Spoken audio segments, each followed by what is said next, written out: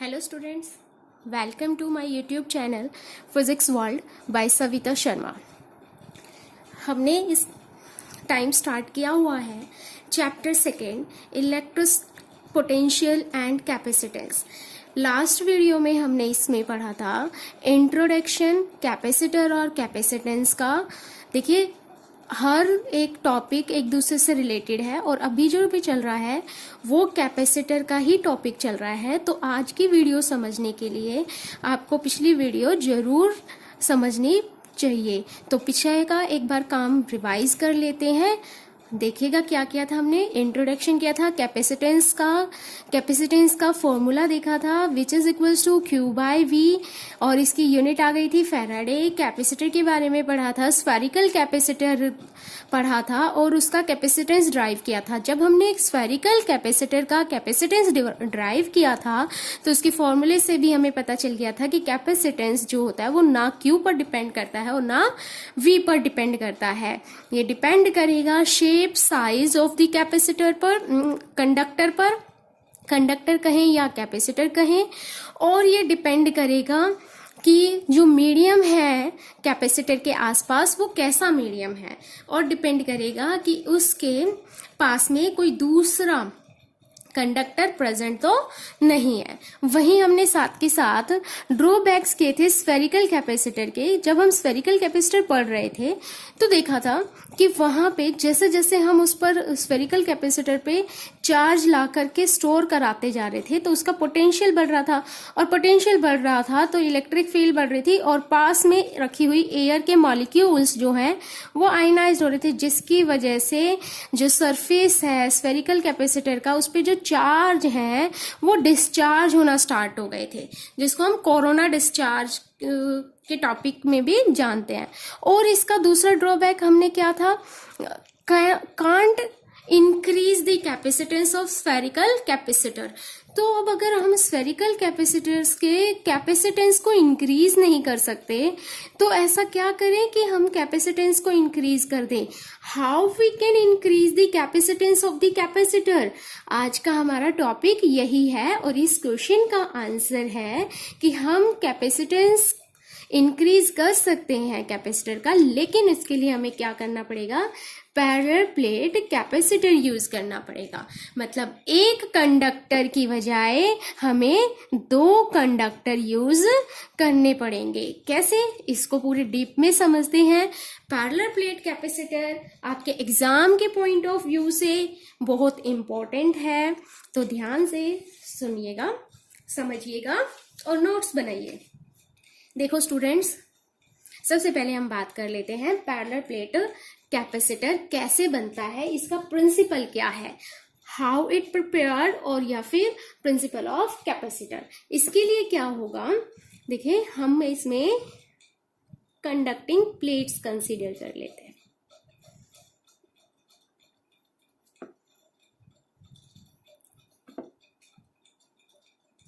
दो conducting plate consider कर लिया हमने। स्टूडेंट्स, नाम दे दिया इनका, एक प्लेट का नाम दे दिया ए और एक प्लेट का नाम दे दिया बी। जो पहली प्लेट है, पहले हम उसी की बात करते हैं, अभी सेकेंड प्लेट को भूल जाते हैं। ये जो है ये पॉजिटिवली चार्ज्ड है, दोनों तरफ से, ये वाला फेस भी और इसका बैक साइड भी पॉजिटिवली चार्ज्ड है। देखिएगा, अभी जो जैसे मैं समझाती जा रही हूँ, बोलती जा रही हूँ, ये आपको अपने नोट्स में भी लिखना होगा, और जब एग्जाम में जो सब्जेक्टिव टाइप एग्जाम होगा आपका, उसमें आपको ये चीजें एक्सप्लेन करनी होती है, लिखनी होती है, तो वो चीजें भी अपने नोट्स में साथ के साथ कंसीडर कर लें। जैसे कि अभी हम क्या कंसीडर कर रहे हैं, consider a positively charge plate, metallic plate मानी है A, and a uncharge metallic plate B as shown in diagram. लिख देंगे जैसे कि डायग्राम में दिखा रहे हैं। इंडक्शन के कारण, अब देखो, जब ये पॉजिटिवली चार्ज्ड प्लेट है, इसके पास अनचार्ज प्लेट रखी हुई है, तो यहाँ पर क्या होगा, इंडक्शन होगा।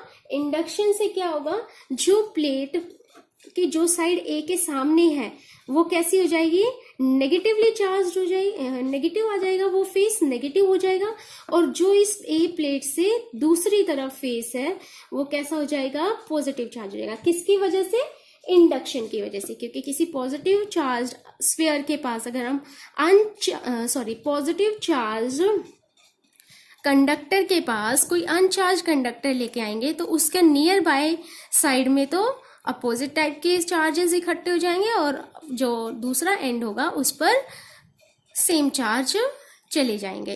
तो इस प्लेट के ये फेस जो ए के सामने है वो नेगेटिवली चार्ज हो जाएगा और बी के के जो सामने से दूसरे वाला फेस है वो पॉजिटिवली चार्ज हो जाएगा। अब इससे क्या होगा, यहाँ से अब नेगेटिव चार्ज जो होगा वो ए के क्लोज है और net effect potential on A decrease by small amount. तो इससे होगा क्या कि ये नेगेटिव चार्ज आने से यहाँ पर ए पर क्या हो जाएगा, पोटेंशियल डिक्रीज हो जाएगा। तो कैपेसिटेंस हम इसका इंक्रीज करा सकते हैं। उसके लिए क्या करें, हम इस बी के ये जो प्लेट है जो पॉजिटिवली चार्ज है इसको हम अर्थिंग कर देते हैं। जैसे ही हम इसको अर्थिंग करेंगे तो यहाँ से क्या हो जाएगा, सारे के सारे पॉजिटिव चार्ज क्या होंगे, दूर चले जाएंगे। सभी पॉजिटिव चार्ज जो होंगे वो अर्थ को अर्थिंग करने से क्या होगा, अर्थ जो है उसका पोटेंशियल हम कैसा मानते हैं, 0, मतलब इसके पास बहुत ज्यादा पॉजिटिव चार्ज है, बहुत ज्यादा नंबर में नेगेटिव चार्ज है। तो अब यहाँ पे जब देखा कि कुछ अमाउंट ऑफ पॉजिटिव चार्ज है तो यहाँ अर्थ से क्या होंगे, इलेक्ट्रॉन्स फ्लो हो जाएंगे और वो उतने फ्लो हो जाएंगे जितने यहाँ पे पॉजिटिव चार्ज है। तो वो धीरे धीरे इन पॉजिटिव चार्ज को यहाँ से क्या कर देंगे, एलिमिनेट कर देंगे, यहाँ से हटा देंगे।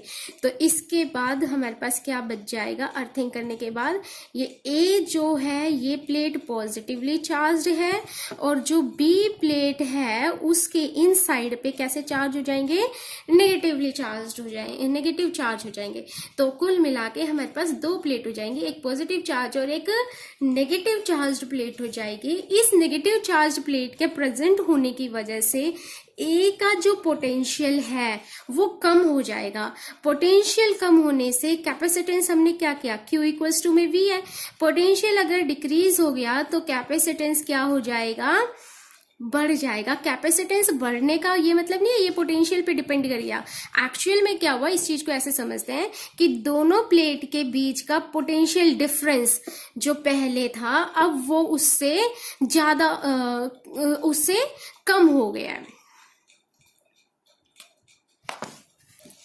क्या हो गया है, नेट पोटेंशियल ऑन ए वो डिक्रीज हो गया। पोटेंशियल डिक्रीज होने के कारण से क्या हुआ कि अब उस पे हम उसी पोटेंशियल तक लाने के लिए क्यू चार्ज और ज्यादा ऐड कर सकते हैं ना, मतलब चार्ज ज्यादा ऐड करेंगे और वी घटेगा तो कैपेसिटेंस क्या हो जाएगा, बढ़ा सकते हैं हम उसका in presence of other conducting plate. जैसा कि हमने इसमें देखा, अगर नेगेटिव फेज जो प्लेट का है वो अर्थ कर दें और इसके पास कैसा बच जाएगा, नेगेटिवली पॉजिटिव फेज जो है अर्थ कर दें और इसके पास सारा नेगेटिव चार्ज बच जाएगा। अब इससे क्या होगा, इस सिस्टम को ही हम क्या बोलते हैं, ये जो हमारे पास बन गया इसी को हम बोलते हैं कैपेसिटर। यही है हमारा कैपेसिटर। अगर कैपेसिटर की रिप्रेजेंटेशन करनी हो तो parallel plate capacitor, 2 parallel plate से इस तरीके से इसका सिंबल है। अगर हम इस कैपेसिटर के ऊपर इस तरह से एरो लगा दें तो ये वेरिएबल कैपेसिटर का सिंबल है। ये किसका है, वेरिएबल कैपेसिटर। कैपेसिटर का सिंबल है और ये सिंपल कैपेसिटर का सिंबल है। कैपेसिटेंस की अगर हम बात करें तो वो था Q/V और इसमें Q पैरेलल प्लेट कैपेसिटर की बात कर रहे हैं तो Q जो होगा वो होगा charge on either plate upon में पोटेंशियल। अब सिर्फ पोटेंशियल नहीं बात करेंगे हम, पोटेंशियल डिफरेंस की बात करेंगे जब भी करेंगे, डिफरेंस बिटवीन प्लेट्स। तो ये V जो होगा ये एक्चुअल में पोटेंशियल डिफरेंस होता है। स्फीयर वाले केस में भी यही था, ये जो V था वो पोटेंशियल डिफरेंस था, लेकिन स्फीयर वाले केस में किसके बीच का पोटेंशियल डिफरेंस था? स्फीयर के सरफेस और वो पॉइंट इन्फिनिटी का जहां से हम चार्ज को ला लाकर इस सरफेस पर ऐड कर रहे थे।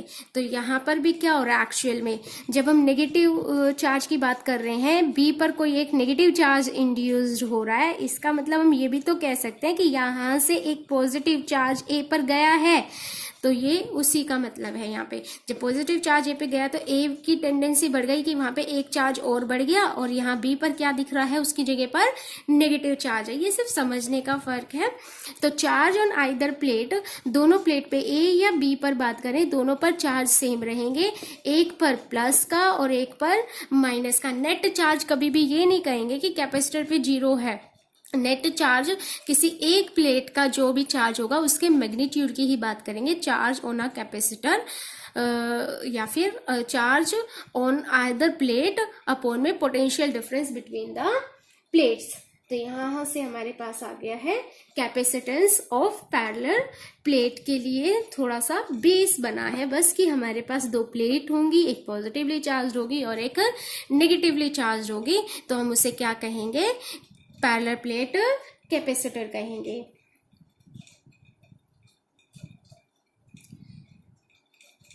और यहां से पैरेलल प्लेट कैपेसिटर की कैपेसिटेंस को भी डिफाइन कर सकते हैं। वो कैसे डिफाइन कर सकते हैं? इट इज डिफाइंड एज, क्या कर रहे हैं? कैपेसिटेंस को डिफाइन कर रहे हैं। It is defined as the charge required to be supplied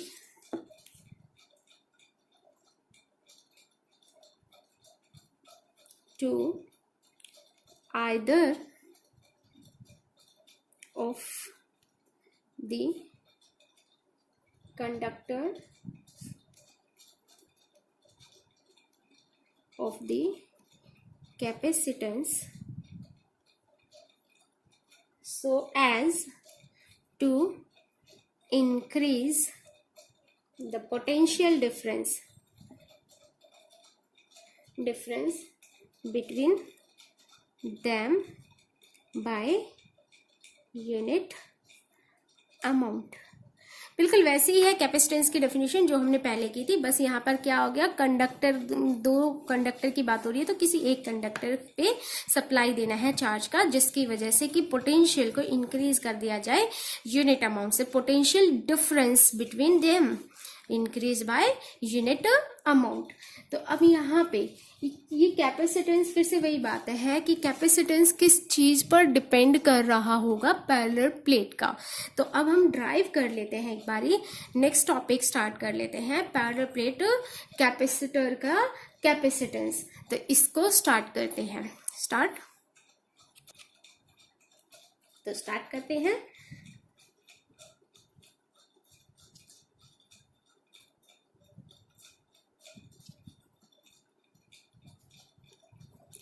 parallel plate capacitors capacitance, इसको ड्राइव करेंगे। क्या करेंगे इसके लिए? सबसे पहले बात करते हैं, it is consist of two large plane parallel sheets. तो कैसे बनी होगी ये? दो लार्ज प्लेन पैरेलल शीट्स होंगी। लार्ज प्लेन पैरेलल शीट का मतलब है लार्ज, इनफाइनाइट मान लेते हैं, और दो प्लेट होंगी जो एक दूसरे के बिल्कुल पैरेलल होंगी। इस तरीके से सपोज कर लेते हैं कि इनके बीच का जो डिस्टेंस होगा वो बहुत स्मॉल होगा, d, as compare to the length of the plate. Area मान लेते हैं दोनों प्लेट्स का सेम है, cross surface area A, distance between the plate small d मान लिया, और एरिया बहुत बड़ा है comparison to the distance between them. इसीलिए हम इसको इनफाइनाइट प्लेन शीट भी मान सकते हैं दोनों को। एक का नाम दे दिया ए और एक का नाम दे दिया बी। इस पर ए पे जो चार्ज है सरफेस चार्ज डेंसिटी वो प्लस सिग्मा मान ली है, और बी पे जो सरफेस चार्ज डेंसिटी है वो माइनस सिग्मा मान ली है, सॉरी सिग्मा माइनस सिग्मा मान लिया। सिंपल सा हम ये कह सकते हैं कि ए पर इस साइड पे इस फेस पर जो बी के सामने है, हम सामने की बात करते हैं, इनसाइड की बात करते हैं, कितना चार्ज है, पॉजिटिव चार्ज है, और बी पर नेगेटिव चार्ज है। तो यहाँ पे ये हमने सरफेस चार्ज डेंसिटी मान ली है। तो जब हमने फर्स्ट चैप्टर किया था तो हमने वहां पर पैरेलल प्लेट के लिए प्लेट्स के लिए इलेक्ट्रिक फील्ड निकाली थी, और पैरेलल प्लेट जब इस तरह का अरेंजमेंट था तो उसके लिए इलेक्ट्रिक फील्ड निकाली थी 3 रीजन में। First region outside the plate, second region between the plate, and third region this outside the plate. तो वहां पे हमने इलेक्ट्रिक फील्ड निकालते हुए क्या किया था कि इलेक्ट्रिक फील्ड आउटसाइड कितनी आ रही थी, 0 आ रही थी। चेक भी कर सकते हैं इस चीज को। इस प्लेट की वजह से इस रीजन में, ए साइड के ये आउटर रीजन में इलेक्ट्रिक फील्ड ए की वजह से ये होगी सिग्मा सरफेस चार्ज डेंसिटी है, इवन कह सकते हैं इसको, लेट कर लेते हैं। इस बी की वजह से इलेक्ट्रिक फील्ड की डायरेक्शन कैसी होगी इस रीजन में, इस तरफ, क्योंकि बी की नेगेटिव चार्ज की तरफ इलेक्ट्रिक फील्ड लाइंस जाती है और पॉजिटिव की तरफ से दूर जाती हैं और नेगेटिव की तरफ से पास आती हैं। तो इसको E2 कह देंगे। जो भी होती है प्लेट की वजह से इलेक्ट्रिक फील्ड इंटेंसिटी का फॉर्मूला आता है सिग्मा अपॉन 2 एप्सिलॉन नॉट। तो E2 भी कितना हो जाएगा, सिग्मा अपॉन 2 एप्सिलॉन नॉट, ये प्लस का सिग्मा और ये माइनस का सिग्मा। तो नेट इलेक्ट्रिक फील्ड कितनी हो जाएगी, 0 हो जाएगी। ऐसे ही बी के इस साइड आउटर रीजन में भी नेट इलेक्ट्रिक फील्ड कितनी हो जाएगी, 0। पॉजिटिव ए प्लेट की वजह से इस तरफ डायरेक्शन है, नेगेटिव प्लेट की वजह से ये डायरेक्शन होगी और दोनों इक्वल एंड अपोजिट होकर के कैंसिल आउट हो जाएगी। इन बिटवीन द प्लेट की बात करते हैं। इन between the plate electric field कैसी होगी, ए की वजह से भी यही डायरेक्शन होगी और बी नेगेटिव चार्ज की वजह से भी इलेक्ट्रिक फील्ड की यही डायरेक्शन होगी, मतलब दोनों का सम होगा sigma upon 2 epsilon naught A की वजह से plus sigma upon 2 epsilon naught B की वजह से। तो नेट कितना हो जाएगा, electric field sigma upon epsilon naught in between the plates. तो यहां पर लिख सकते हैं हम electric field in between the plate sigma upon 2 epsilon naught plus sigma upon 2 epsilon naught is equals to sigma upon epsilon naught. ये कितना है, बिटवीन प्लेट्स। ओके अब यहाँ पे अगर बात करें, एक और चीज हमेशा ध्यान रखेंगे, आउटसाइड दोनों तरफ इलेक्ट्रिक फील्ड 0 है, इन between the plate electric field sigma upon 2 epsilon not है, और ए जो होगा वो मच ग्रेटर होगा डी से, या D distance between the plate. अब अगर हम बात करें चार्ज ए पर कितना है, plus Q, sigma upon sigma into A कह सकते हैं। ऐसे ही माइनस क्यू का कहें तो माइनस सिग्मा इंटू ए। अब बात करें कि uniform electric field between the plate है, तो पोटेंशियल डिफरेंस बिटवीन प्लेट्स कितना हो जाएगा, वो हम लिख सकते हैं electric field between the plate into distance between plate. Electric field कितना है, sigma upon epsilon not, distance between plate कितना है, डी, ये लिख सकते हैं बिल्कुल। अब यहां पर टोटल चार्ज भी लिख सकते हैं, सिग्मा को चार्ज की फॉर्म में कन्वर्ट कर सकते हैं, बिल्कुल कर सकते हैं। तो वहां से क्या हो जाएगा, चलो करते हैं इसको। अभी पहले पोटेंशियल डिफरेंस लिखा, कैपेसिटेंस निकाल लेते हैं पहले। कैपेसिटेंस को हमने कैसे डिफाइन किया था, Q बाय V। तो Q किसी भी एक प्लेट पर अपॉन में पोटेंशियल डिफरेंस, ये एक्चुअल में क्या है, potential difference between the plate, और potential difference between the plate क्या आ गया है, sigma D upon epsilon naught. Epsilon naught को ऊपर चला जाएगा। Q को क्या लिख सकते हैं हम यहां से, sigma A epsilon naught sigma D. Sigma से सिग्मा कैंसिल हो जाएगा, A epsilon naught D capacitance आ जाएगा पैरेलल प्लेट कैपेसिटर का, जो कि पता चल रहा है किस किस पर डिपेंड कर रहा है, area of the other plate, medium between the plate, distance between the plate, मतलब शेप और साइज पर डिपेंड कर रहा है, और उसके बीच में मीडियम कैसा है इस पर डिपेंड कर रहा है। अगर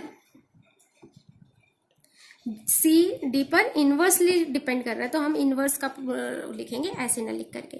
अगर D distance between the plate को इंक्रीज करेंगे तो कैपेसिटेंस डिक्रीज करेगा, अगर एरिया को इंक्रीज करेंगे तो capacitance of the plate increase करेगा, और अगर हम मीडियम को चेंज करेंगे तो कैपेसिटेंस भी चेंज होगा। वो डिपेंड करेगा कि हमने किस तरह का मीडियम उसमें डाला है, उससे के से मल्टीपल हो जाएगा। हालांकि इस चीज को हम मान लो कि पैरेलल प्लेट कैपेसिटर है और इसके बीच में हमने कोई मीडियम डाल दिया जिसका मीडियम का कांस्टेंट, डाइलेक्ट्रिक कांस्टेंट की बात की थी ना हमने फर्स्ट चैप्टर में, के कांस्टेंट दे रखा है, तो उसका कैपेसिटेंस कितना हो जाएगा, के एप्सिलॉन नॉट हो जाएगा। उसकी परमिटिविटी कितनी हो जाएगी, के एप्सिलॉन नॉट। तो एप्सिलॉन नॉट की जगह पे हम क्या लिखेंगे, K epsilon naught A by D. तो न्यू कैपेसिटेंस ये हो जाएगा जब कोई मीडियम डाल रखा है जिसका डाइलेक्ट्रिक कांस्टेंट के दे रखा है। हालांकि इस चीज को हम आगे चल के ड्राइव भी करेंगे, अभी के लिए इतना ही है। तो यहाँ पर न्यूमेरिकल देख लेते हैं एक दो पैरेलल प्लेट कैपेसिटर के लिए, कैसे होगा देखिएगा। Numerical on parallel plate capacitance. पहला क्वेश्चन दे दिया हमें, एरिया दे दिया 1 मीटर स्क्वायर, प्लेट का एरिया दे दिया है, दोनों प्लेट के बीच का डिस्टेंस दे दिया है 2 × 10⁻³ मीटर। कैपेसिटेंस निकालने के लिए बोल रहा है, तो कैपेसिटेंस कितना हो जाएगा, epsilon naught A by D. Formula लगा दें, हमें वैल्यू पता है, एप्सिलॉन नॉट की वैल्यू पता है, परमिटिविटी फॉर फ्री स्पेस की, एरिया हमें दे दिया है, डी डिस्टेंस हमें दे दिया है बिटवीन द प्लेट। इसको सॉल्व कर लेंगे, ये हमारे पास आ जाएगा, फैराडे इसकी यूनिट है, फैराड इसकी यूनिट है।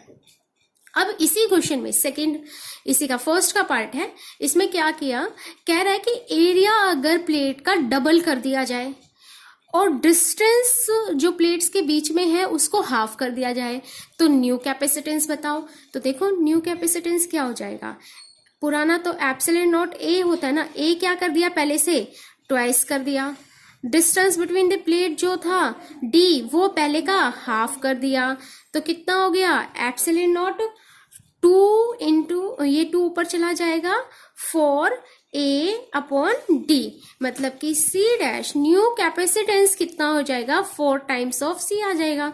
ये c हम फर्स्ट क्वेश्चन में निकाल चुके हैं, इसको मल्टीप्लाई कर दो 4 से तो न्यू आ जाएगा हमारे पास। अब एक और क्वेश्चन है, if insert a medium between the plates, parallel plate capacitor दे रखा है, उसके बीच में एक मीडियम प्लेस कर दिया जिसकी के की वैल्यू, डाइलेक्ट्रिक कांस्टेंट की वैल्यू के = 4 दिया हुआ है, तो कैपेसिटेंस निकालो। तो कैपेसिटेंस क्या हो जाएगा, अभी डिस्कस किया था हमने, बिल्कुल के टाइम्स हो जाएगा।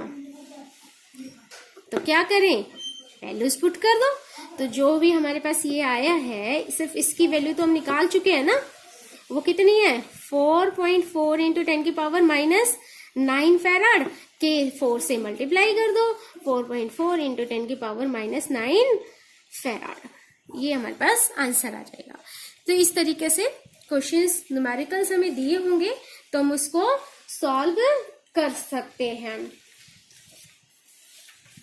अब जो है एक बहुत ही इंपॉर्टेंट टॉपिक स्टार्ट कर रहे हैं, वो है energy stored in a parallel plate capacitor. तो अब हम स्टार्ट करते हैं next topic, energy stored in a parallel plate capacitor. बहुत इंपॉर्टेंट टॉपिक है एग्जाम के पॉइंट ऑफ व्यू से, इसके लिए हम कंसीडर कर रहे हैं एक parallel plate capacitor.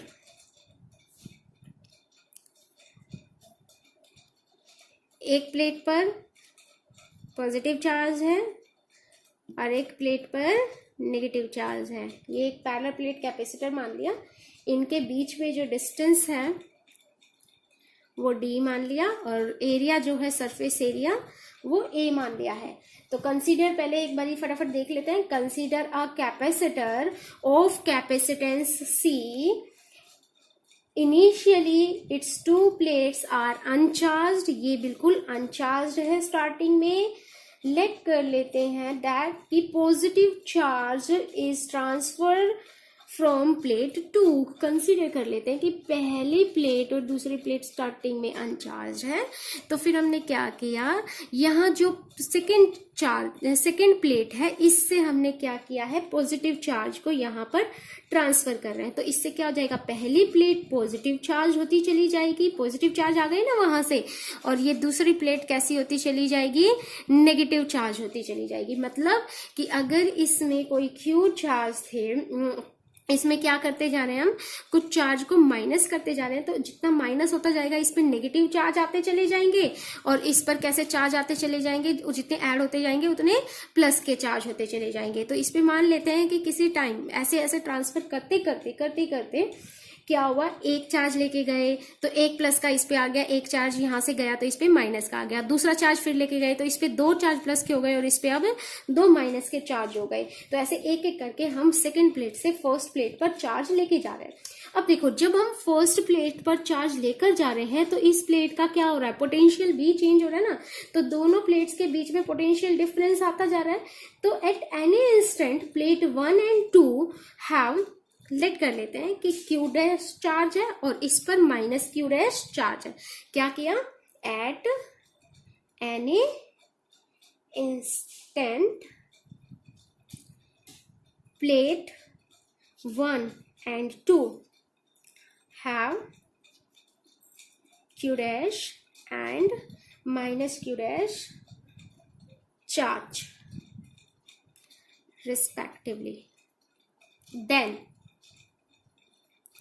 potential difference between them कितना हो जाएगा, will be v dash is equals to q dash by c। किसी भी एक प्लेट के ऊपर जो चार्ज है वो अपॉन में c capacitance of the capacitor, जो कि चेंज नहीं होता, q या v पर डिपेंड नहीं करेगा। नाउ अब हम क्या कर रहे हैं, एक स्मॉल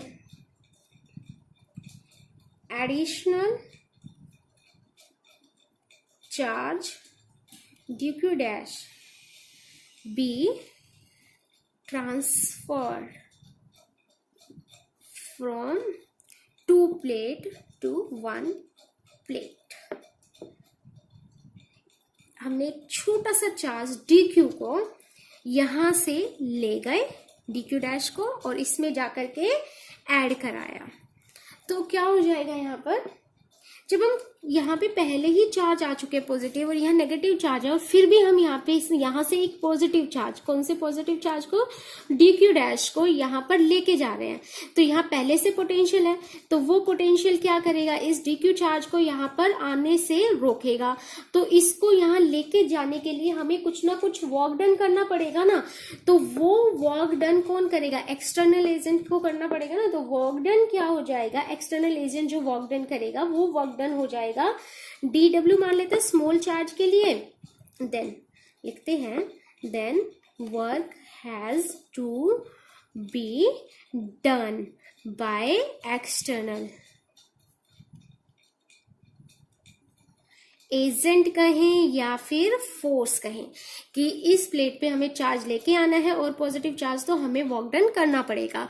अब देखो यहाँ पे सीधा सा कंसेप्ट वही लगाएंगे, वर्क डन हुआ, वर्क डन बाहर से किया, तो वही वर्क डन किस तरीके से स्टोर होगा इस सिस्टम के अंदर, इसकी पोटेंशियल एनर्जी की फॉर्म में स्टोर होगा, और वही हम वहां से पोटेंशियल एनर्जी निकाल लेंगे।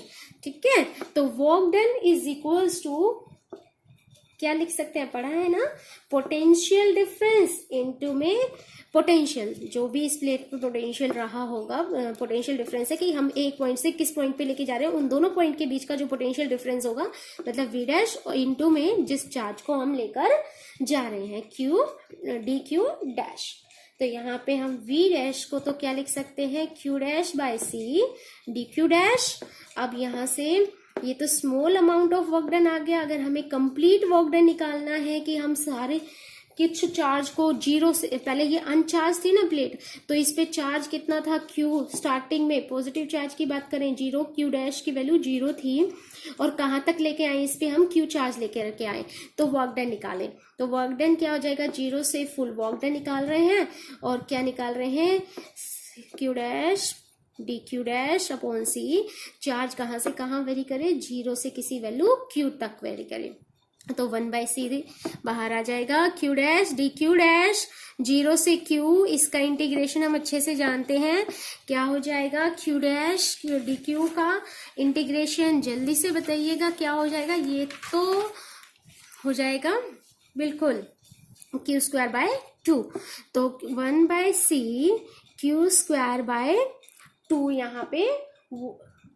इंटीग्रेशन होकर के आ गया, तो यहाँ पे क्या हो जाएगा, half Q square by C, ये वर्क डन आ गया, नेट वर्क डन, जब हम इसको जो अनचार्ज्ड प्लेट थी A और B, अनचार्ज प्लेट थी, और इस पे हमने क्या किया था, B से A पर कुछ चार्ज पॉजिटिव को लेकर जा रहे थे और B पर नेगेटिव चार्ज आते जा रहे थे, तो ऐसे ही तो नहीं ना, उसके लिए हमने वर्क डन किया B से A पर चार्ज को लेके जाने के लिए, और जो भी चार्ज को लेके जाने के लिए हमने वर्क डन किया, जब तक कि A पर जीरो था स्टार्टिंग में चार्ज, वो कितना हो जाए, Q चार्ज ना हो जाए, और यहाँ पर B पर भी जीरो था स्टार्टिंग में और -Q चार्ज हो गया, तब तक जितना वर्क डन किया वो वर्क डन आ गया half Q square by C।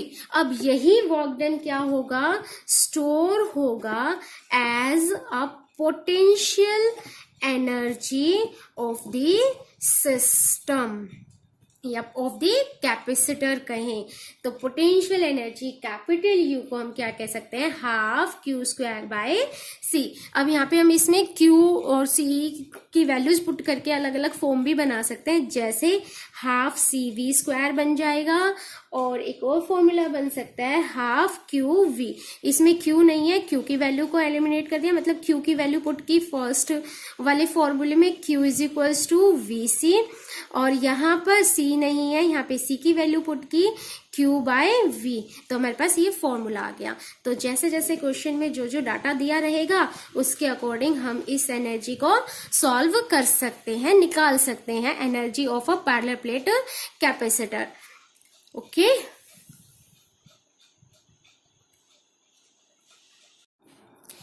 तो फिर ये एनर्जी स्टोर्ड कैपेसिटर हो गया, और इसकी यूनिट जो जूल, इसकी यूनिट हो गई, energy stored in a capacitor, its unit is joule. तो अब जब जैसे जैसे हमें रिक्वायरमेंट होगी, डाटा होगी, तो हम ये डाल देंगे। अब एक टर्म और पूछ ली जाती है एग्जाम में, जिसको कहते हैं एनर्जी डेंसिटी, तो थोड़ा सा एक बारी एनर्जी डेंसिटी के बारे में भी देख लेते हैं। एनर्जी डेंसिटी क्या है, energy stored in a capacitor per unit volume. तो नेक्स्ट हेडिंग डालते हैं एनर्जी डेंसिटी। कैसे डिफाइन किया गया, इसका सिंबल म्यू है। Energy density is energy stored per unit volume. अभी एनर्जी की डेरिवेशन हमने की, जो कैपेसिटर के अंदर एनर्जी स्टोर हुई उसको हम हाफ CV स्क्वायर लिख सकते हैं, और जो पैरेलल प्लेट कैपेसिटर है उसका वॉल्यूम हम क्या लिख सकते हैं, जो प्लेट है उसका एरिया कितना है A, और इनके बीच में डिस्टेंस कितना है D, तो इसका वॉल्यूम हो जाएगा पैरेलल प्लेट कैपेसिटर का volume is equals to A into D। तो वॉल्यूम, अब बस हमें वैल्यू पुट करनी है। क्या क्या वैल्यू पुट कर सकते हैं, capacitance of parallel plate capacitor हमने निकाला है, which is equals to epsilon naught A by D। Volume हम पैरेलल प्लेट कैपेसिटर का लिख सकते हैं A इंटू D, और V पोटेंशियल को हम लिख सकते हैं, V जो पोटेंशियल है V equals to electric field के टर्म्स में लिखना है E इंटू D। इस प्लेट्स के बीच में इलेक्ट्रिक फील्ड होगी ना, अगर ये पॉजिटिवली चार्ज्ड प्लेट है और ये नेगेटिवली चार्ज्ड प्लेट है, तो इलेक्ट्रिक फील्ड लाइंस पॉजिटिव से नेगेटिव प्लेट की तरफ ट्रैवल करेंगी, और वो इलेक्ट्रिक फील्ड अगर इस पैरेलल प्लेट कैपेसिटर के बीच में E है, तो potential difference between the plate V को हम लिख सकते हैं E इंटू डी। बस अब हमें ये वैल्यूज इस फॉर्मूले में पुट कर देनी है। तो म्यू एनर्जी डेंसिटी हमारे पास आ जाएगा हाफ C की जगह पर epsilon naught A by D, V की जगह पर E इंटू डी, मतलब V स्क्वायर है तो E square into D square हो जाएगा। अपॉन में वॉल्यूम है और वॉल्यूम क्या है A इंटू डी। बस अब इसको सॉल्व कर लें। यहाँ पर डी स्क्वायर से डी स्क्वायर कैंसिल हो जाएगा, A से A कैंसिल हो जाएगा, तो half epsilon naught E square is the energy density जो है इसमें बच जाएगी, joule per coulomb per metre cube इसकी यूनिट होगी, जूल पर मीटर क्यूब इसकी यूनिट हो जाएगी। ये इलेक्ट्रिक फील्ड की स्ट्रेंथ है inside the parallel plate capacitor. ये मीडियम है, अगर पैरेलल प्लेट कैपेसिटर के बीच में कुछ भी फिल नहीं है, फ्री स्पेस है, तो परमिटिविटी ऑफ फ्री स्पेस हो जाएगी, जिसकी वैल्यू 8.85 इंटू 10 की पावर -12 हम लेते आ रहे हैं, ये याद है आपको। ये हो जाएगा हमारे पास फॉर्मूला। अगर कोई मीडियम डाल रखा है जिसका डाइलेक्ट्रिक कांस्टेंट K है, तो यहाँ पे एप्सिलॉन नॉट की जगह पे हम लिखेंगे K इंटू एप्सिलॉन नॉट, अगर कोई मीडियम फिल है तो, और ये K उस मीडियम का डाइलेक्ट्रिक कांस्टेंट होगा। ये हमारे पास एनर्जी डेंसिटी आ गई है। तो एनर्जी डेंसिटी को इस तरीके से ड्राइव कर सकते हैं। अब नेक्स्ट टॉपिक स्टार्ट करते हैं। बहुत इंपॉर्टेंट टॉपिक है जिसको बोलते हैं कॉम्बिनेशन ऑफ कैपेसिटर, और इन पे न्यूमेरिकल करेंगे। सीबीएसई के पॉइंट ऑफ व्यू से भी बहुत इंपॉर्टेंट है, और आपका कोई भी एग्जाम देते हो उसके पॉइंट ऑफ व्यू से भी बहुत इंपॉर्टेंट है। आप इतने इस चीज को नोट कीजिएगा, जो भी आपको लगता है अपनी नोट्स बनाते रहिएगा। पीडीएफ फॉर्म में मैं भी प्रोवाइड करूंगी, बाकी नोट्स अपने खुद से जरूर प्रिपेयर करें। चलिए नेक्स्ट टॉपिक स्टार्ट कर देते हैं, कॉम्बिनेशन ऑफ कैपेसिटर।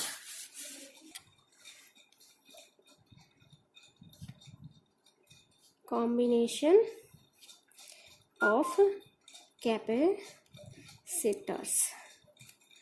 दो तरह के कॉम्बिनेशन होते हैं, सीरीज कॉम्बिनेशन और पैरेलल कॉम्बिनेशन।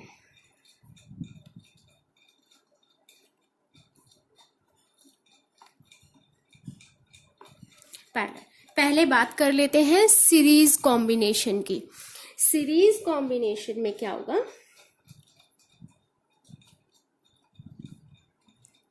देखिएगा कंसेप्ट ध्यान से समझना, क्योंकि जब हम कंसेप्ट समझ लेंगे तो न्यूमेरिकल करने में कोई दिक्कत नहीं आएगी। जब भी हम किन्हीं कैपेसिटर को इस अरेंजमेंट में लगा दें, एक के बाद एक, किसी बैटरी के अक्रॉस, और मान लेते हैं उस बैटरी की वोल्टेज है V। ये कैपेसिटर C1 जिसका कैपेसिटेंस है, ये सेकंड कैपेसिटर जिसका कैपेसिटेंस C2 है, और ये थर्ड कैपेसिटर जिसका कैपेसिटेंस C3 है। अब हमने इसको सीरीज में लगा दिया। सीरीज में कैसे लगा है, देखो इस बैटरी के एक टर्मिनल से पहले कैपेसिटर की प्लेट कनेक्टेड है, तो पहले कैपेसिटर की दूसरी प्लेट जो है वो दूसरे कैपेसिटर की पहली प्लेट से कनेक्टेड है, और दूसरे की दूसरी प्लेट तीसरे कैपेसिटर की पहली प्लेट से कनेक्टेड है, और तीसरे कैपेसिटर की दूसरी प्लेट वोल्टेज मतलब बैटरी के दूसरे टर्मिनल से कनेक्ट है। तो हम इसको ये कह सकते हैं ना, 1 बाय 1 बाय 1, एक के बाद एक के बाद एक लग रहा है, पूरे एक ही पाथ पे ये कनेक्टेड है, तो हम इसको कह सकते हैं सीरीज कॉम्बिनेशन। ऐसे कह सकते हैं कि ये किसमें है, एक के बाद एक लगे हुए हैं सीरीज कॉम्बिनेशन में। जब ये सीरीज कॉम्बिनेशन में लगा है, बैटरी जब काम करेगी, हम स्विच ऑन करें सर्किट का, तो यहाँ से क्या होगा, बैटरी चार्ज को, बैटरी जो है वो एक सोर्स है जो चार्ज को प्रोवाइड करेगी, तो पहले कैपेसिटर की ये वाली प्लेट कैसी चार्ज होने लगेगी, पॉजिटिव चार्ज हो जाएगी। इंडक्शन की वजह से यहाँ पे कैसा चार्ज आ जाएगा, नेगेटिव चार्ज आएगा, और प्लेट के इस साइड कैसा चार्ज आएगा, पॉजिटिव चार्ज आएगा। जब इस तरफ ये पॉजिटिव चार्ज आएगा इंडक्शन की वजह से, तो ये वाली प्लेट और सेकंड कैपेसिटर की पहली प्लेट दोनों की दोनों एक ही टर्मिनल एक जैसे ही कनेक्टेड है ना, तो ये क्या होगा, आइसोलेशन में होगा, तो दोनों का पोटेंशियल सेम होगा, और दोनों का पोटेंशियल तो दोनों सेम पोटेंशियल पे होने के कारण जो चार्ज इस पे थे उतने ही चार्ज सेकंड कैपेसिटर की पहली प्लेट पर आ जाएंगे, मतलब ये पॉजिटिवली चार्ज हो जाएगी। और फिर से इंडक्शन की वजह से सेकंड कैपेसिटर की सेकंड प्लेट नेगेटिव चार्ज हो जाएगी और इसकी दूसरी साइड पे पॉजिटिव चार्ज हो जाएंगे ड्यू टू इंडक्शन। अब फिर से सेकंड कैपेसिटर की सेकंड प्लेट जो है ये थर्ड कैपेसिटर की फर्स्ट प्लेट से, मतलब ये दोनों प्लेट दोनों कैपेसिटर की सेम पोटेंशियल पे होंगी क्योंकि इनके बीच में कोई भी डिवाइस नहीं है, दोनों एक ही वायर के थ्रू दोनों टर्मिनल कनेक्टेड हैं। तो जितने पॉजिटिव चार्ज इस तरफ थे वही पॉजिटिव चार्ज यहाँ इस प्लेट पे होगा, मतलब कि सेम पोटेंशियल होगा। इस वाली प्लेट पर और इस वाली प्लेट पर पोटेंशियल सेम होगा और ये पॉजिटिवली चार्ज हो जाएगी। इंडक्शन की वजह से इसकी second plate inner side negative हो जाएगा और outer side second plate of capacitor third की outer side of the plate positive हो जाएगी और वही पॉजिटिव चार्ज बैटरी के नेगेटिव टर्मिनल में चले जाएंगे। तो कुल मिला के बात क्या हुई कि पॉजिटिव टर्मिनल बैटरी से कुछ चार्ज सप्लाई हुए, जितने चार्ज इस पहली प्लेट को मिले थे कैपेसिटर फर्स्ट की उतने ही चार्ज कहाँ पहुंचे, outside of the capacitor third की लास्ट सेकेंड प्लेट पर, और वही चार्ज घूम फिर कर नेगेटिव टर्मिनल पे आ गए। मतलब हम ये कहें कि जितने चार्ज गए बैटरी ने दिया उतना ही चार्ज C1 में आएंगे, सेम चार्ज C2 में आएंगे, सेम चार्ज C3 में आएंगे। मतलब कि Q जितने सप्लाई होंगे Q C1 में भी Q ही रहेगा, C2 पर भी चार्ज Q रहेगा और C3 पर भी चार्ज Q रहेगा। तो हम ये कह सकते हैं सीरीज कॉम्बिनेशन में याद रखेंगे पहला पॉइंट कि चार्ज क्या रहेगा, यहाँ पर सेम रहेगा, charge will same on each capacitor.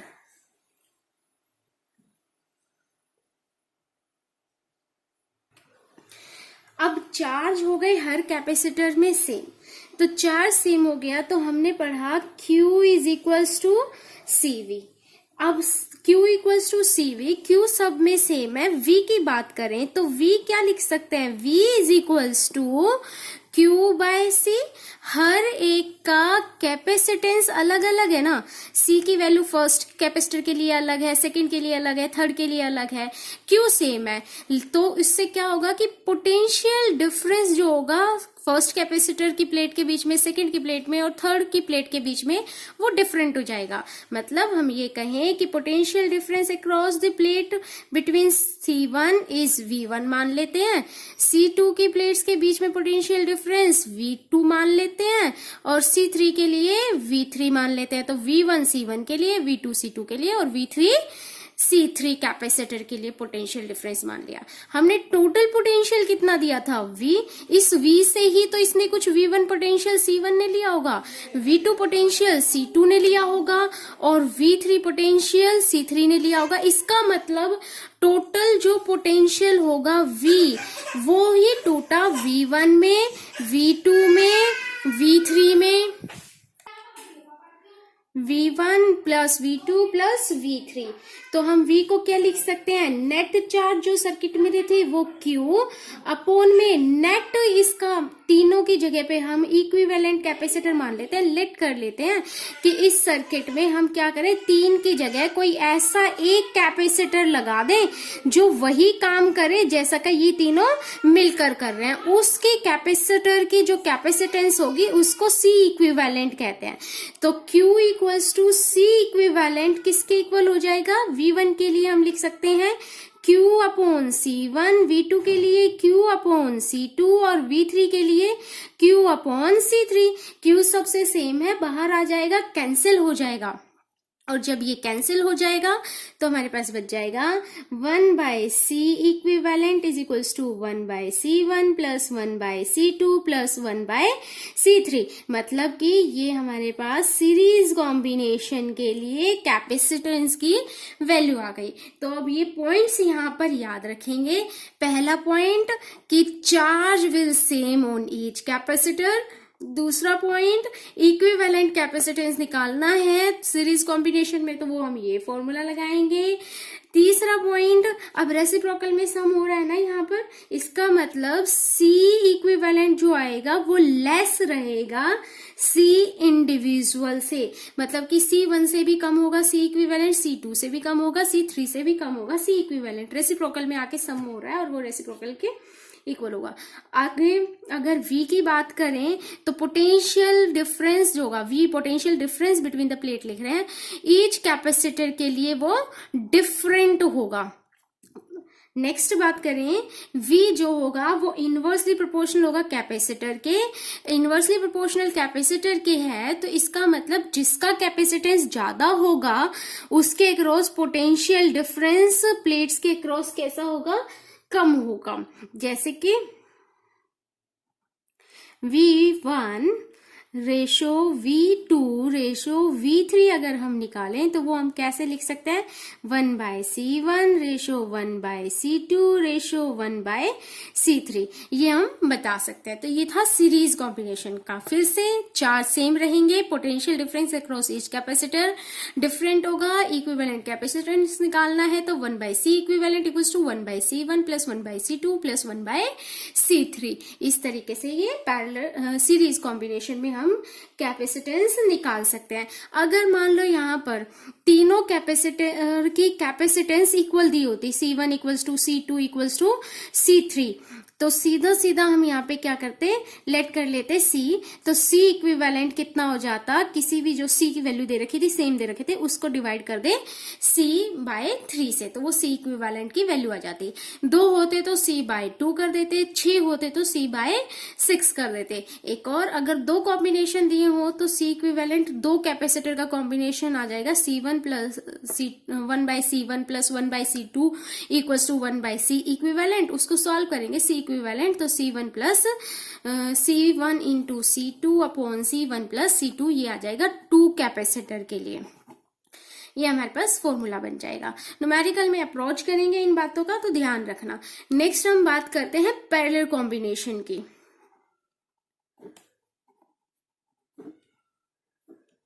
Parallel combination में क्या हो जाएगा कि हम अपने कैपेसिटर्स को पैरेलल कॉम्बिनेशन में जोड़ेंगे।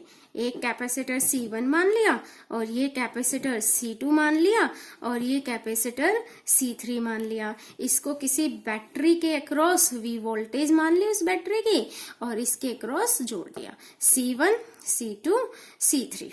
अब यहाँ पे जब हमने इनको जोड़ा तो ये वोल्टेज, ये जो बैटरी है, ये जब चार्ज सप्लाई करेगी तो जब चार्ज यहाँ आएगा तो चार्ज के पास 3 ऑप्शन होंगे, इस ब्रांच में जाने का, इस ब्रांच में जाने का, इस ब्रांच में जाने का, तो वो डिवाइड हो जाएंगे। तो इसके क्रॉस ध्यान रखना कि चार्ज सेम नहीं रहेंगे।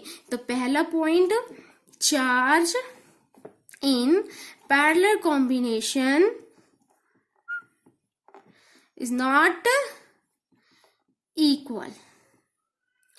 दूसरा, जब देखो ये पोटेंशियल है ना, ये V दे रखा है हमने, ये V पोटेंशियल अप्लाई कर रखा है, तो इसका मान लो V पोटेंशियल यहां से सप्लाई हुआ, तो ये V पोटेंशियल, ये इस टर्मिनल पे यहाँ पे V पोटेंशियल है, यहाँ पे कोई डिवाइस नहीं लगी हुई, तो जो बैटरी का V पोटेंशियल है, कैपेसिटर, फर्स्ट कैपेसिटर की पहली प्लेट पर भी पोटेंशियल कितना होगा, V होगा।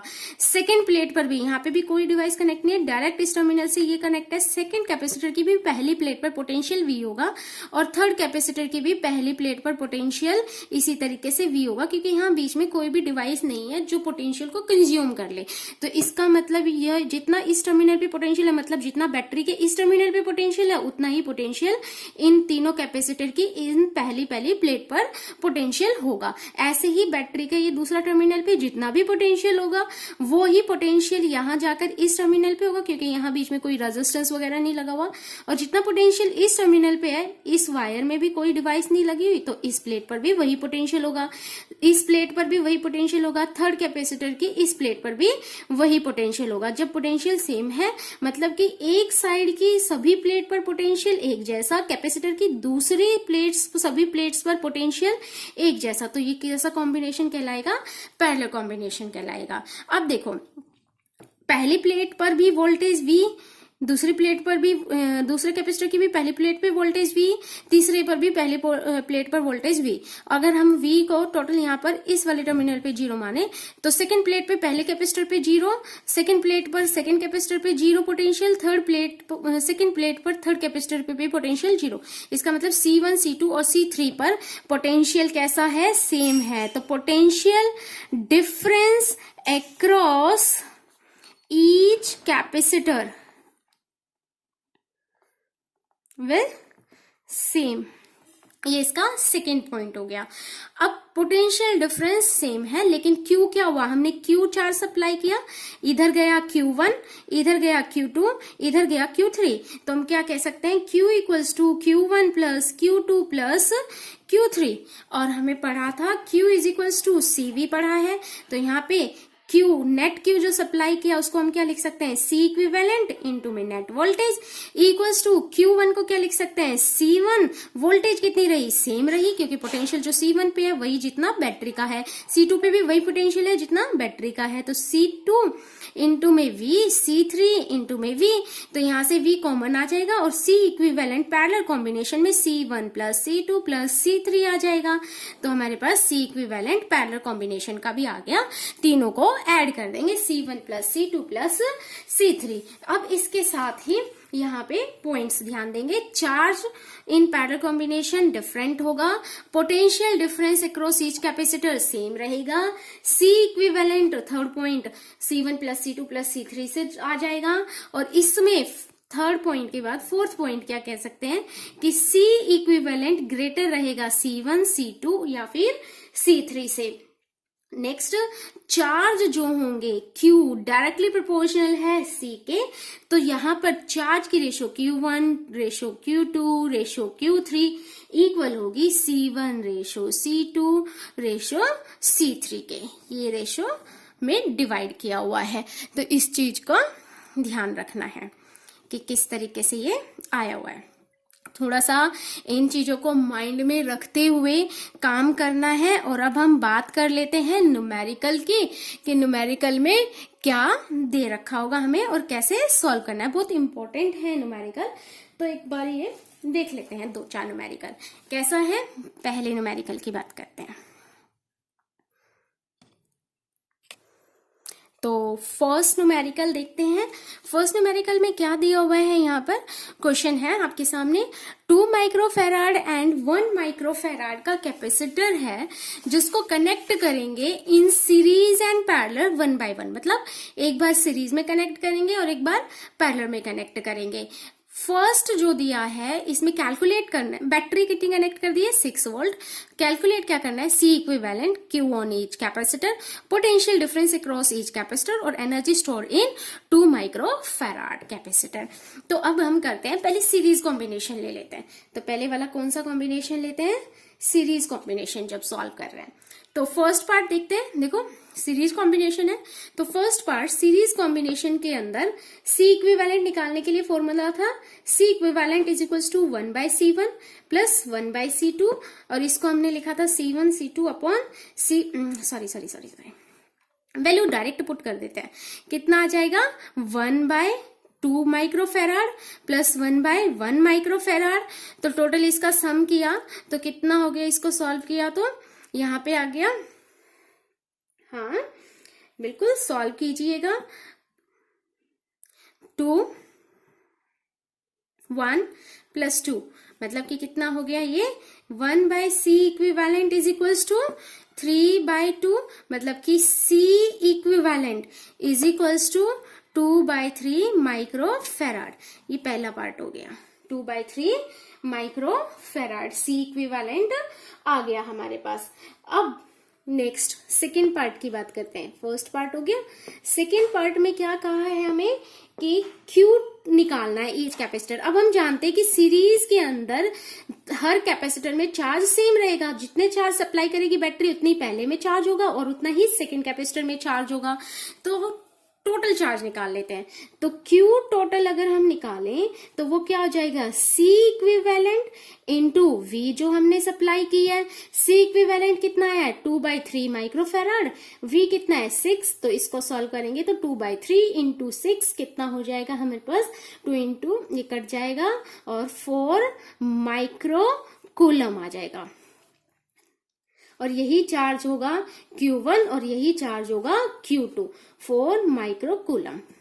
नेक्स्ट थर्ड पार्ट क्या निकालना है, potential difference across each capacitor. तो पहले V1 की बात करते हैं कि पहले कैपेसिटर में पोटेंशियल डिफरेंस कितना है प्लेट के बीच में, V1। V1 को क्या लिख सकते हैं, V1 is equals to Q1 upon C1। Q कितना निकला है 4 माइक्रो कूलम, C1 कितना दे रखा है 2 माइक्रोफेराड। 2 माइक्रोफेराड ना, तो माइक्रो और माइक्रो से तो कैंसिल हो जाएगा और फेराड अपॉन कूलम क्या बन जाएगी, वोल्ट यूनिट बन जाएगी। 4/2 मीन्स 2 वोल्ट, तो पहले वाले के अक्रॉस 2 वोल्ट हो जाएगा। ऐसे ही V2 भी निकाल सकते हैं, Q2/C2 इक्वल्स टू कितना हो जाएगा 4/1 मतलब कि 4 वोल्ट। टोटल सम करके देखो 6 वोल्ट आएगा इन दोनों का। हम यहाँ से डायरेक्ट भी कर सकते थे, पहले के अक्रॉस 2 वोल्ट निकला, टोटल कितना दे रखा है 6 वोल्ट, तो 6 में से 2 माइनस करते तो सेकंड कैपेसिटर के ऊपर पोटेंशियल डिफरेंस आ जाता और वो आता 4 वोल्ट। इस तरीके से पोटेंशियल डिफरेंस भी हम कैलकुलेट कर सकते हैं। फिर फोर्थ पार्ट में क्या पूछा हमसे, energy stored in 2 microfarad capacitor. Energy क्या लिखी थी हमने, 3 फॉर्मूले थे, तीनों में से कोई भी यूज कर सकते हैं, हाफ CV², हाफ Q²/C, कोई सा भी फॉर्मूला जो आप चाहो वो यूज कर सकते हैं। तो मैं यहाँ पे ले रही हूँ हाफ CV²। हाफ पहले कैपेसिटर 2 माइक्रोफेराड पे कितना कैपेसिटेंस है 2 माइक्रोफेराड है ना, वोल्टेज कितनी है निकाली थी ना पहले वाले पे 2 वोल्ट, तो 2 का स्क्वायर तो कितना हो जाएगा 4। इस पे कितनी आ जाएगी 4 यूनिट एनर्जी आ जाएगी। अब यूनिट लिखो, जूल होता है लेकिन ये किस में था, माइक्रो में था ना, माइक्रोफेराड था, तो माइक्रो जूल आएगी इसके energy store in 2 microfarad capacitor. अब यहीं पे ये क्वेश्चन सॉल्व हो गया, सीरीज वाले के लिए चारों पार्ट सॉल्व हो गए। अब हमें ये क्या करना है, पैरेलल कॉम्बिनेशन के लिए सॉल्व करना है। तो पैरेलल के लिए हमने ये 2 कैपेसिटर लगा दिए पैरेलल में, 2 माइक्रोफेराड का और 1 माइक्रोफेराड का। तो फर्स्ट पार्ट C इक्विवेलेंट की बात करें तो पैरेलल में कॉम्बिनेशन में डायरेक्ट ऐड हो जाता है C1 प्लस C2, तो वो कितना हो जाएगा C1 plus C2 2 microfarad plus 1 मतलब कि 3 माइक्रोफेराड हो जाएगा। अब सेकेंड पार्ट की बात करते हैं, Q इक्विवेलेंट Q निकालना है ईच कैपेसिटर पे। तो जब हम Q ऑन ईच कैपेसिटर निकालेंगे तो Q1 की बात करें तो वो होगा C1 इंटू V, क्योंकि हमें पता है पैरेलल कॉम्बिनेशन में वोल्टेज कैसी रहेगी, सेम रहेगी, पोटेंशियल कैसा रहेगा, सेम रहेगा। 6 वोल्ट अप्लाई किया, 6 वोल्ट ही 2 वाले पे रहेगी और 6 वोल्ट ही 1 माइक्रोफेराड के अक्रॉस रहेगी। तो C1 इंटू V आ गया। C1 कितना दे रखा है 2 माइक्रोफेराड, V कितना दे रखा है 6, मतलब 2 into 6 12 micro coulomb.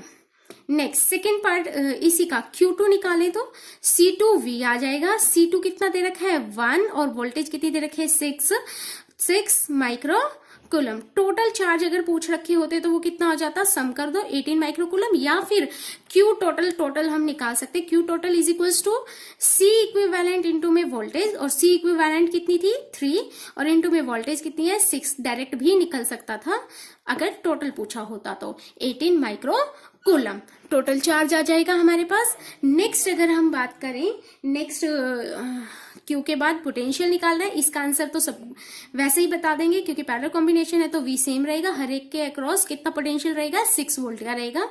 Next fourth की बात करें, अगर एनर्जी हमें निकालने है तो half potential energy half CV², यहाँ पे किसके क्रॉस निकालनी है 2 माइक्रोफेराड, तो हाफ C कितना दे दिया 2 दे दिया और वोल्टेज कितनी दे दी है 6, तो 2 इंटू 6 का स्क्वायर, तो कितना हो जाएगा 36 माइक्रो जूल एनर्जी स्टोर होगी पैरेलल कॉम्बिनेशन के अंदर, और सीरीज कॉम्बिनेशन के अंदर उसमें कितनी एनर्जी स्टोर हुई थी 4 माइक्रो जूल, और पैरेलल में कितनी होगी 36 माइक्रो जूल। तो इसी तरीके से इसको हम सॉल्व कर सकते हैं।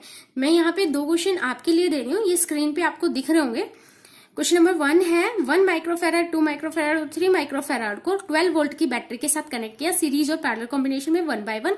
जैसे हमने ऊपर चारों पार्ट निकाले ऐसे ही आपको इसके भी चारों पार्ट सॉल्व करने हैं।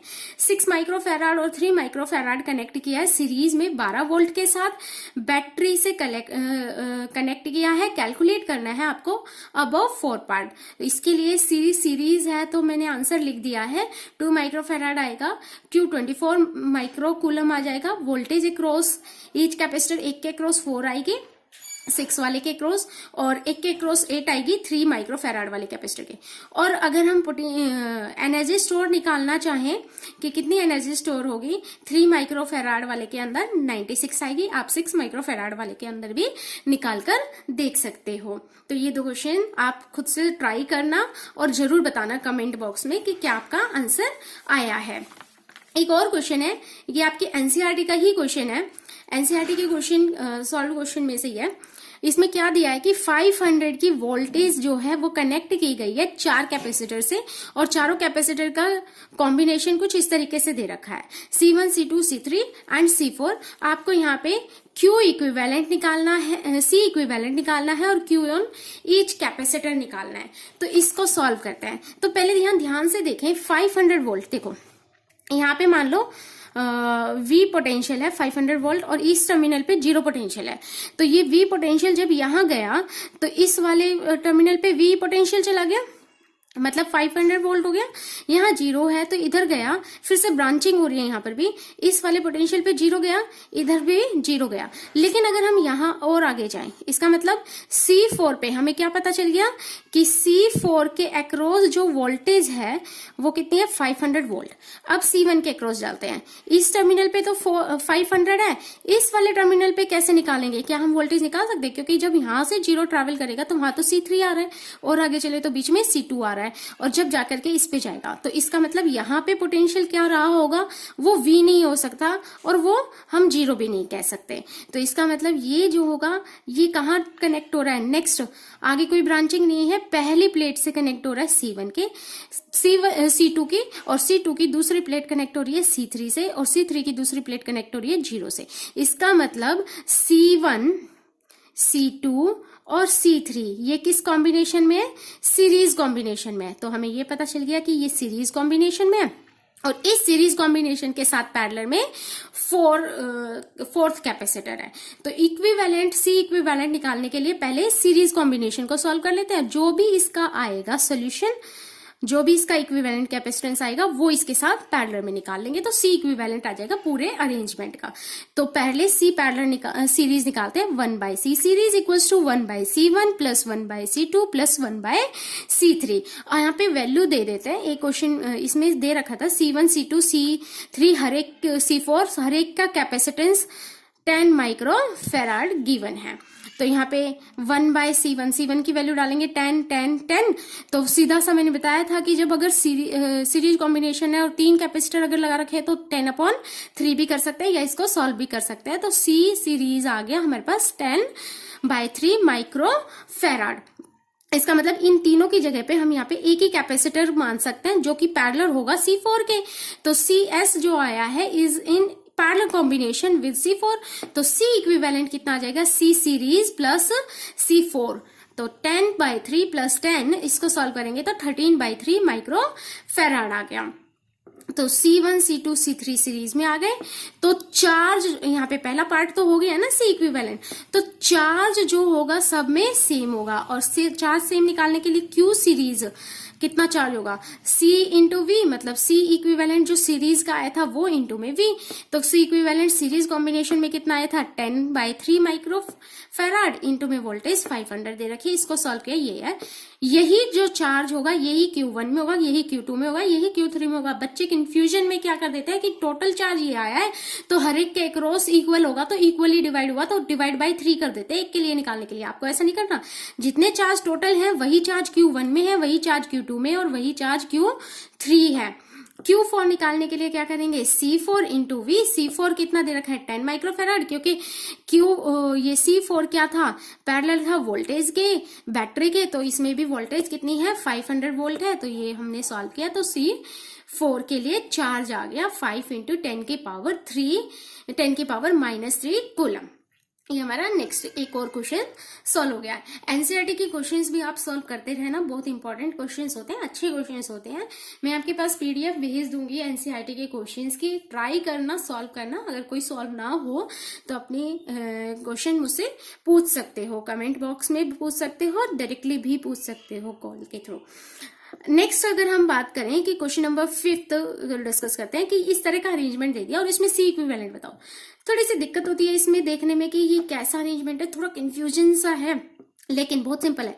पी से देखिएगा, यहाँ पी टर्मिनल जो है ये 2 में डिवाइड हुआ, C1 की पहली प्लेट से कनेक्टेड है, पी ही टर्मिनल यहाँ देखिए C2 की एक प्लेट से कनेक्टेड है और पी ही टर्मिनल C3 की एक प्लेट से कनेक्टेड है। इसका मतलब हम इसको थोड़ा सा चेंज कर लेते हैं सर्किट को। ये पी पॉइंट बनाया, पी पॉइंट से 3 ब्रांचिंग गई है, C1 की पहली प्लेट पर, C2 की भी एक प्लेट पर और C3 की भी एक प्लेट पर। इनका नाम दे दिया C1, C2 और C3। अब C1 की दूसरी प्लेट को देखो, ये इस पॉइंट से जुड़ा हुआ है। C2 की दूसरी प्लेट को देखो, ये इस पॉइंट से जुड़ा हुआ है। और ये दोनों पॉइंट मिलकर के कहाँ गए हैं, बीच में कोई डिवाइस नहीं है, सीधा वायर से कनेक्शन है C3 की बची हुई प्लेट पर। इसका मतलब C1 की बची हुई प्लेट जिस टर्मिनल से कनेक्ट है उसी टर्मिनल से C2 की सेकेंड प्लेट है और उसी टर्मिनल से C3 की सेकेंड प्लेट है, जिसको पॉइंट Q कह रखा है। तो अब बताओ क्या होगा इसका C इक्विवेलेंट, बता सकते हो? बिल्कुल C1 plus C2 plus C3। Next हो गया सॉल्व। अगर C1, C2, C3 की वैल्यू दी होती तो डायरेक्ट ऐड कर देते, C इक्विवेलेंट आ जाता। एक और तरह की टाइप है, क्वेश्चन नंबर 6 देखिएगा, ये भी आपकी बुक से ही उठाया हुआ है, प्रदीप की बुक है। बुक आप कोई भी ले सकते हो प्रैक्टिस के लिए, कहीं से भी करो। न्यूमेरिकल प्रैक्टिस करने से मतलब होना चाहिए, कोई भी एक बुक उठा लो और उसमें से बस न्यूमेरिकल प्रैक्टिस कर डालो। और जितना ज्यादा करोगे न्यूमेरिकल प्रैक्टिस उतनी ही ज्यादा आपका हाथ साफ होगा, आपका दिमाग ज्यादा अच्छे से चलेगा, ज्यादा जल्दी अप्रोच लगाओगे। स्टार्टिंग में दिक्कत हो सकती है आपको न्यूमेरिकल करने में, बट जितना ज्यादा प्रैक्टिस करोगे उतने ज्यादा ही आप न्यूमेरिकल्स को इजीली सॉल्व कर सकते हो। और कोई भी हेल्प चाहिए तो मुझे भी बता सकते हो, और बाकी प्रैक्टिस पेपर भी मैं आपको दे दूंगी। तो अब बात करते हैं, यहाँ पर ए बी एक ये 2 टर्मिनल दे दिए, इनके बीच में इस तरह का अरेंजमेंट दे दिया। देखने में थोड़ा सा कंफ्यूजन सा लग रहा है, कैसे करें इसको सॉल्व, क्या करें? तो बिल्कुल सिंपल है। हमने क्या करना है, जैसे मैथ्स में पढ़ा है ना, जब बहुत सारे ब्रैकेट्स लगे हों तो सबसे पहले हम कौन से ब्रैकेट को सॉल्व करते हैं, इनर वाले ब्रैकेट को ना। ऐसे ही जब इस लूप के अंदर लूप दे रखा है तो हम सबसे पहले कौन से वाले लूप पे पहुंचेंगे, इनर लूप पे। जैसे ए टर्मिनल से चले, किसी भी टर्मिनल से चलना स्टार्ट कर दो, बी ये 2 माइक्रोफैराड का कैपेसिटर आया, यहाँ देखा ब्रांचिंग हो रही है, इधर इस वाले ब्रांच पे जाओगे तो वापस बी पे पहुंच जाओगे, पीछे सर्किट बचा हुआ है तो हम इस तरफ चलेंगे। और आगे देखो अभी फिर से ब्रांचिंग हो रही है, फिर से यहीं पे अगर पहुंचेंगे तो वापस बी पे पहुंच रहे हैं तो हम इस वाली ब्रांच पे आगे चलेंगे, और आगे चलेंगे, फिर से वही है, हम वहां तक पहुंचेंगे जहां ब्रांच होना एंड हो जाएगा। जब ब्रांचिंग होना एंड हो जाएगा तो हम इस वाले पॉइंट की बात कर रहे हैं। 2 माइक्रोफैराड वाला जो है, ये देखो यहाँ पे इसका दूसरा प्लेट जो है किसी दूसरे कैपेसिटर से कनेक्ट है और इसकी प्लेट यहाँ पर कनेक्ट है। मतलब कि इन दोनों को अगर हम देखें तो देखो अब दिख गया होगा कि ये सीरीज में है दोनों। जब सीरीज में होगा तो हम इसका रेसिप्रोकल में ऐड करेंगे तो क्या हो जाएगा, 2 माइक्रोफैराड और 2 माइक्रोफैराड का सीरीज कॉम्बिनेशन निकालेंगे तो वो कितना हो जाएगा, बताया था। 2 कैपेसिटर अगर सेम है, सेम वैल्यू के हैं कैपेसिटर और वो सीरीज कॉम्बिनेशन में, तो सीधा उसकी वैल्यू को क्या कर दे, डिवाइड कर दे 2 से। तो इसका मतलब 2 माइक्रोफैराड का कितना आएगा इक्विवेलेंट, 1 माइक्रोफैराड। तो हम इस सर्किट को चेंज कर सकते हैं यहाँ से। 1 माइक्रोफैराड तो ये वाला कैपेसिटर है, इसके आगे वाला इधर वाला सेम रहेगा और इसकी जगह पर यहाँ पे कितना आ जाएगा, 2 और 2 जो लगे हुए हैं इसकी जगह पर 1 माइक्रोफैराड वाला आ जाएगा। यहाँ पे ये 2 वाला लगा हुआ है, यहाँ 1 वाला लगा हुआ है, यहाँ फिर से 2 वाला लगा हुआ है, ये 1 वाला लगा हुआ है। हमने इसमें कोई चेंज नहीं किया, सिर्फ क्या किया, एक लूप को सॉल्व कर लिया और वो कितना आ गया, 2 माइक्रोफैराड। 2 माइक्रोफैराड का कितना हो गया, 1 माइक्रोफैराड। अब देखो ये वाला 1 माइक्रोफैराड और ये वाला 1 माइक्रोफैराड एक दूसरे के कैसे हैं, पैरेलल कॉम्बिनेशन में है। पैरेलल कॉम्बिनेशन है तो डायरेक्ट ऐड कर देंगे, तो इसका कितना हो जाएगा, 1 + 1 2 हो जाएगा। तो फिर से इस दोनों की जगह पे हम एक कैपेसिटर लगा सकते हैं जिसकी वैल्यू कितनी होगी 1 + 1 2 माइक्रोफेराड। देखो हमारा सर्किट जो है वो छोटा होता जा रहा है। यहाँ पे कोई कैपेसिटर नहीं है, यहाँ 1 माइक्रोफेराड का कैपेसिटर है, फिर से यहाँ पे 2 का है, फिर यहाँ 1 का है, और यहाँ ये A टर्मिनल और ये B टर्मिनल, ये कितने का है 1 का, ये 2 का, ये 1 का, और यहाँ पे 2 का और है। तो अब देखो, अब मैं छोटा नहीं करूंगी, अब डायरेक्ट करेंगे इन दोनों का सीरीज कॉम्बिनेशन।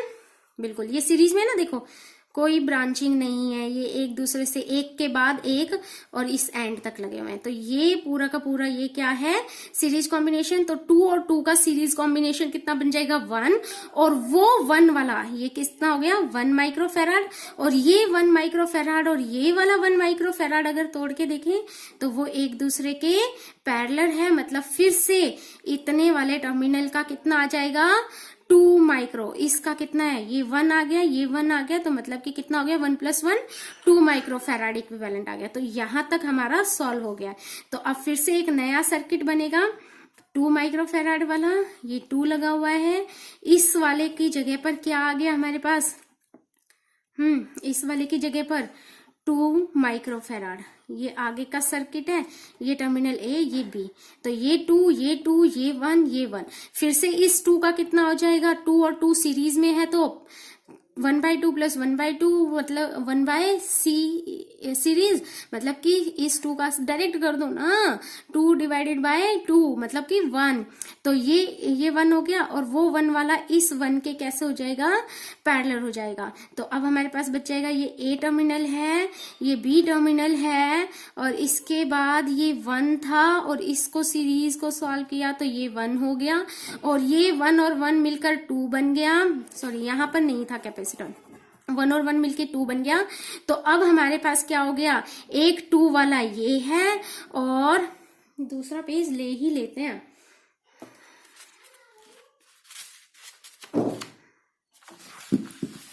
ये लो, इसको कर ही लेते हैं, कैसा हो गया, नहीं तो होच पोच सा लगेगा। क्या हो गया, यहाँ पर ये 2 वाला था 2 माइक्रोफेराड, और इसको सॉल्व किया 1 और 1 पैरेलल में थे, तो वो कितना हो गया 2 माइक्रोफेराड, और ये हो गया हमारे पास A टर्मिनल और ये हो गया B टर्मिनल। तो 2 माइक्रोफेराड और 2 माइक्रोफेराड सीरीज कॉम्बिनेशन में कितना बन जाएगा 2 / 2 मतलब कि 1 माइक्रोफेराड। तो C इक्विवेलेंट कितना आ गया 1 माइक्रोफेराड। जब आप इसको एग्जाम में अगर सॉल्व करते हो तो एक एक स्टेप को आपको दिखाना है। ये जो सर्किट छोटे होते जा रहे हैं इनको दिखा सकते हो, आप अपने स्टेप्स में दिखा सकते हो और इसको सॉल्व कर सकते हो। देखो कितना छोटा सा है ना। तो इसको सॉल्व करें। PDF की फॉर्म में आपको मैं नोट्स दे दूंगी, वो न्यूमेरिकल दे दूंगी, उनको प्रैक्टिस करना और जरूर अच्छे से मेहनत करो। अपने नोट्स साथ के साथ प्रिपेयर करते रहो और अच्छे से तैयारी करो। बस लाइक शेयर एंड कमेंट जरूर करो। लाइक करो वीडियो को, शेयर करो एंड सब्सक्राइब करो।